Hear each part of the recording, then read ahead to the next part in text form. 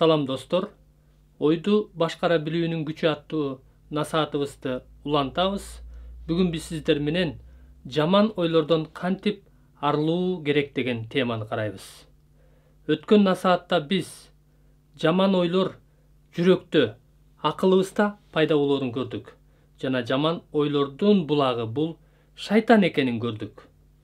Ал эми бүгүн болсо ошол жаман ойлордон кантип арылуу керектигин карайбыз.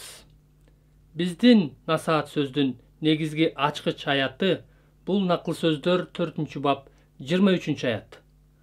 Баарынан да эмнени ойлоп жатканыңдан сак бол, анткени сенин ойлоруң сенин бүт жашооңду башкарат дейт. Өз ойлоруңду башкара албасаң, алар сенин бүт жашооңду башкарат. Жана тескерисинче, өз ойлоруңду башкара алсаң, көзөмөлдөгөндү үйрөнсөң, сен бүт жашооңду башкарасың. Ошондой эле Матай 15-бап 19 аятта: анткени жаман ойлор, киши өлтүрүү, нике бузуу, ойноштук кылуу, уурулук, жалаа жабуу, ушак жана башка жаман ойлор жүрөктө, биздин акылыбызда, ойлорубузда пайда болот дейт. Өз ойлоруңду башкара албасаң, анда ушул Матай 15-бап 19 аяттагы жаман ойлор сенин бүт жашооңду башкарат.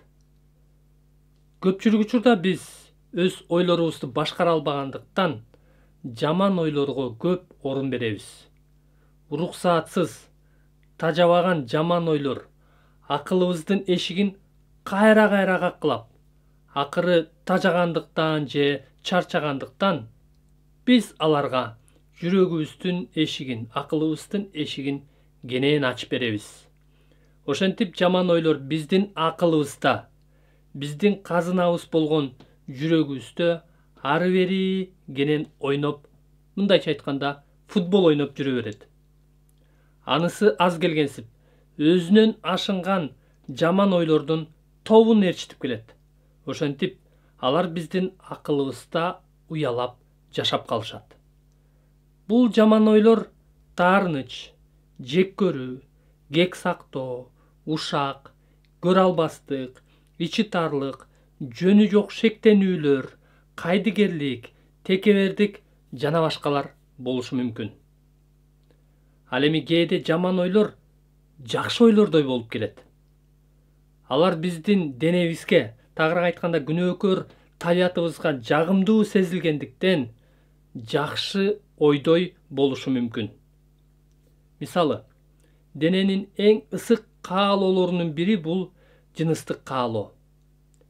Никеден сырткары жыныстык ойлор же жыныстык ойноштук каалоолор денеге жагымдуу көрүнөт. Бирок булардын аягы абдан ачуу.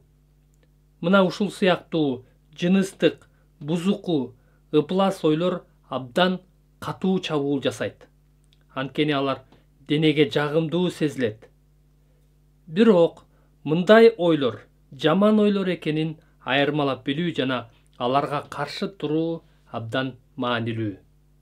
Ушул сыяктуу денебизге, күнөөкөр табиятыбызга жагымдуу сезилген, жакшы ойлордой сезилген жаман ойлордон кантип арылышыбыз керек? Ыйык жазуу бизди жоопсуз жана куралсыз калтырган жок.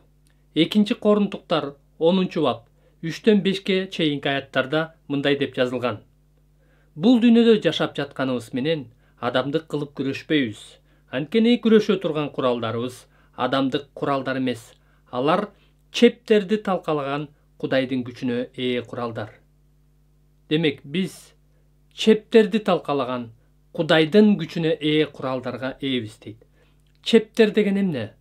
Бул биздин жашообузга кирип алып, калыптанып калган, биз арыла албай жаткан жаман ойлор.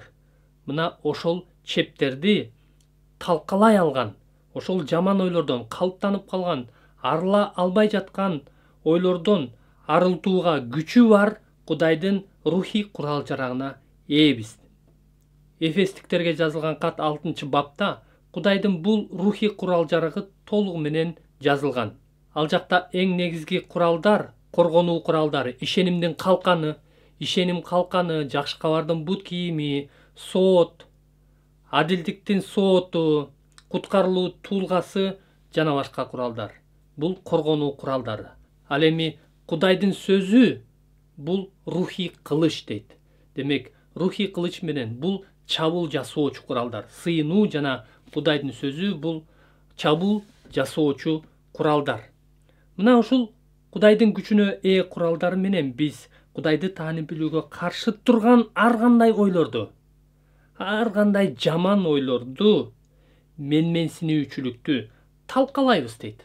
Жана акылыбызга келген ар кандай ойлорду Машаякка тил алдыруу үчүн туткундайбыз дейт. Башкача айтканда, ар кандай ойлорду биз эми башкарганды, көзөмөлдөгөндү үйрөндүк дейт.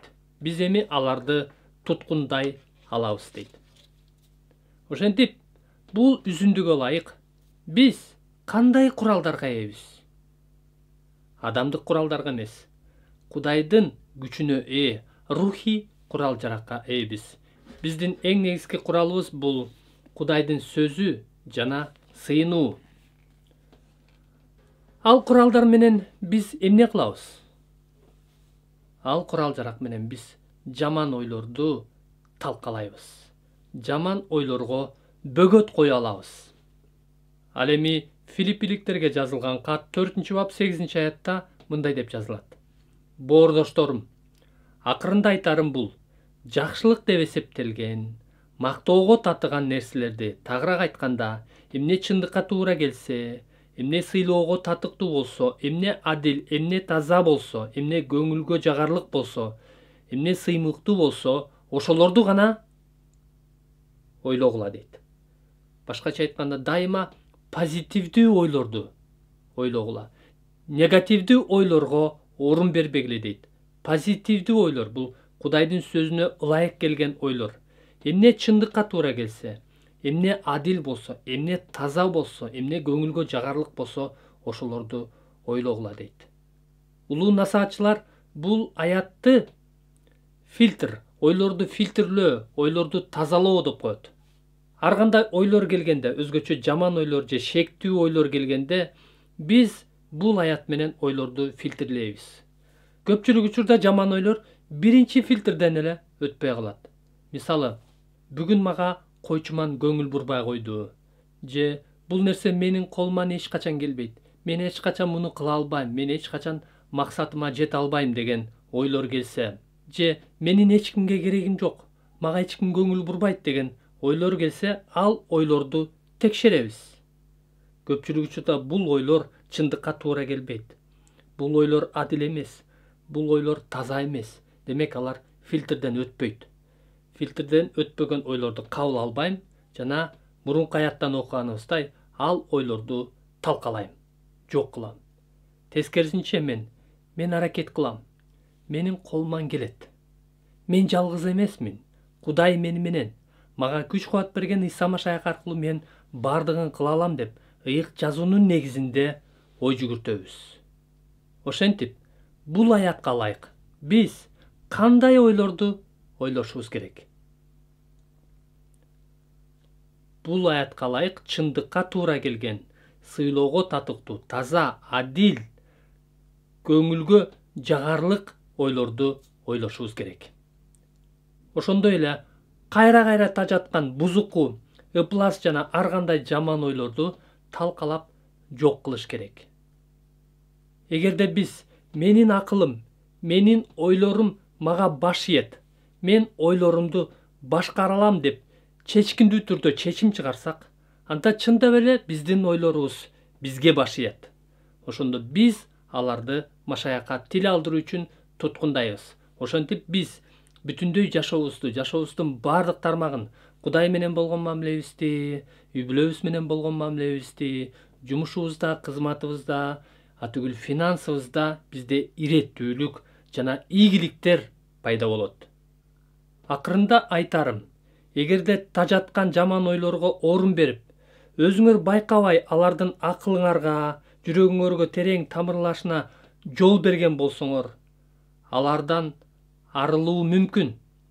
Алардан арылуу оңой эмес, бирок мүмкүн. Өзгөчө аларга каршы күрөш башталганда чабуул андан бетер күчөйт. Бирок алардан толук арылуу мүмкүн. Эң негизгиси аларга моюн сунбай, жеңилбей, колду түшүрбөй күрөштү уланта беришиңиз керек. Өткөн насаатта караганыбыздай, биз жүрөгүбүздү, акылыбызды бош калтырбастан, аны биз Кудайдын сөзүнө толтурушубуз керек. Эгерде жүрөгүбүздү, акылыбызды Кудайдын сөзүнө толтурбасак, ал бош калса, анда сөзсүз башка нерселерге, көргөн жана уккан нерселерге жана эски адаттар кайра козголот жана ошолорго толот. Ошентип, жаман ойлордон кантип арыла алабыз? Жаман ойлорго кантип бөгөт кое алабыз? Бүгүнкү сөздөн, бүгүнкү насааттан көргөнүбүздөй, эң негизгиси Кудайдын сөзү бул рухий курал-жарак. Биз акылыбызды, жүрөгүбүздү Кудайдын сөзүнө толтурушубуз керек. Ошондой эле сыйынууга убакыт бөлүшүбүз керек. Ошентип сыйынуу аркылуу, Кудайдын сөзү аркылуу биз жаман ойлорду фильтрлеп, аларды кабыл албай, а эгерде жаман ойлор ички жан дүйнөбүздө чеп сыяктуу калыптанып калган болсо, аларды биз Кудайдын күчүнө ээ курал менен, рухий курал-жарактар менен талкалап жок кыла алабыз. Кийинки насаатта биз жаман ойлордон арылууда, ошондой эле жакшы ойлорду ишке ашыруудагы Кудай сөзүнүн, сыйынуунун жана ишенимдин ролдору канчалык экендигин карайбыз. Бул сизге боштондук алып келе турган насаат болот. Эмки насааттан көрүшкөнчө, Кудайдын тынчтыгы сиздер менен болсун.